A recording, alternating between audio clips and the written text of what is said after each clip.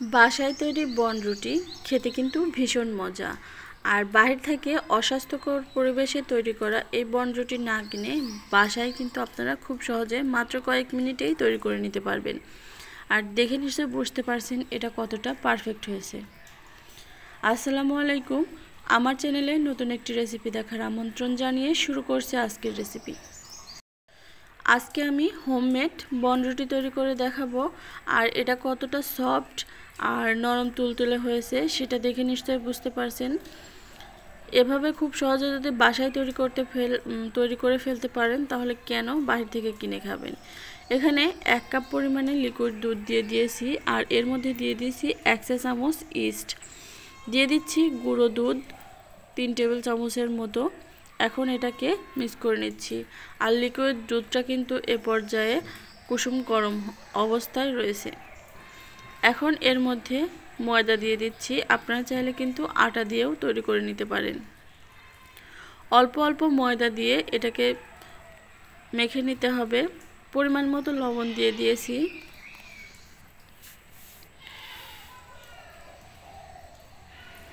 একেবারে অনেক ময়দা দিতে যাবেন না, তাহলে কিন্তু বেশি শক্ত হয়ে যাবে। তো অল্প অল্প করে দিয়ে তারপরে দেখে নেবেন। এখন আমি হাত দিয়ে এটাকে তৈরি করে নিচ্ছি। আর এই ডোটা তৈরি করার সময় অবশ্যই আপনারা একটু সফট করেই তৈরি করবেন, বেশি শক্ত করে ফেলা যাবে না, তাহলে কিন্তু একদম পারফেক্ট হবে না। এখন উপর থেকে 1/3 কাপ পরিমাণে তেল দিয়ে দিচ্ছি।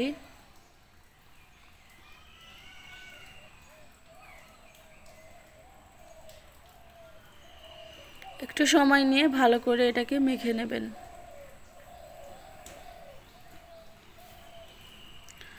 মাখা হয়ে গেলে এটাকে র্যাপিং পেপার দিয়ে ঢেকে আধা ঘন্টার জন্য রেস্টে রেখে দেব। হাতে সময় থাকলে 3-4 ঘন্টার জন্য রেখে দিতে পারেন।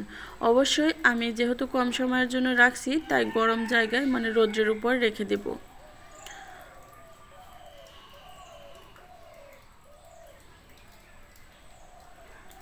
আধা ঘন্টার মধ্যেই ফুলে কিন্তু ডাবল হয়ে গেছে, যেহেতু আমি গরম পানির উপর বসিয়ে রেখেছিলাম, তাও আবার রোদ্রের উপর। তো আপনাদের হাতে সময় থাকলে 3-4 ঘন্টার জন্য চুলার পাশে রেখে দিলেও হয়ে যাবে। এখন এর মধ্যে যে বাতাসটা ঢুকেছিল সেটাও মধ্যে নিয়ে বের করে দিতে হবে।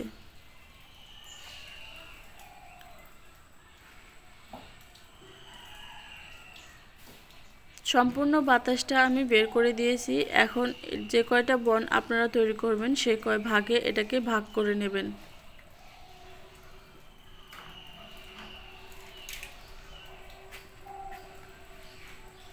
আমি একটা ছুরির সাহায্যে এটাকে কেটে নিচ্ছি।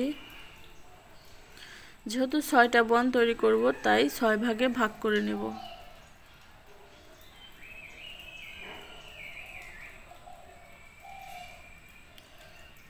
হাতের সাহায্যে এভাবে ঘুরিয়ে গোল গোল করে নিতে হবে।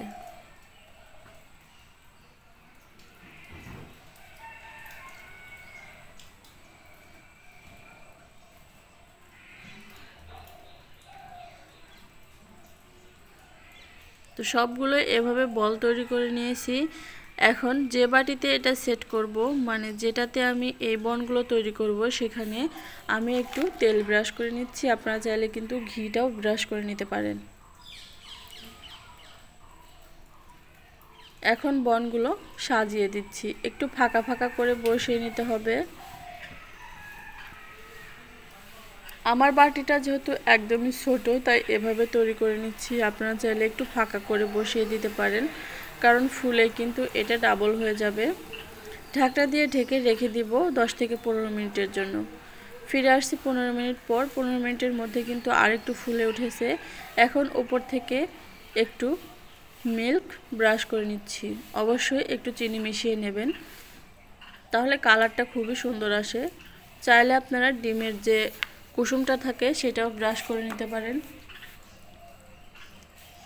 আগে থেকেই একটা সসপ্যান আমি ফ্রি হিট করে নিয়েছি, মানে 5 মিনিট জাল করে নিয়েছি হাই হিটে। তার উপরে একটা স্ট্যান্ড বসিয়ে এখন ঢাকনা দিয়ে ঢেকে রেখে দিব আধা ঘন্টার জন্য। ফিরে আসছি আধা ঘন্টা পর। অবশ্যই চুলার হিটটা কিন্তু একদম লো হিটে থাকতে হবে। এভাবে একটা টুথপিক ঢুকিয়ে দেখে নিতে হবে যে এটা পারফেক্ট আছে নাকি। যদি এটা ক্লিন না হয়, বের হয়, তাহলে আরও 5 মিনিট এটাকে রেখে দিতে হবে। একেবারে ঠান্ডা হয়ে যাওয়ার পরে আমি এটাকে মোল্ড আউট করে দেখিয়ে দিচ্ছি। একটা ছুরির সাহায্যে এটাকে ছাড়িয়ে নেবেন। যেহেতু তেল ব্রাশ করা, তাই সহজে এটা উঠে যাবে।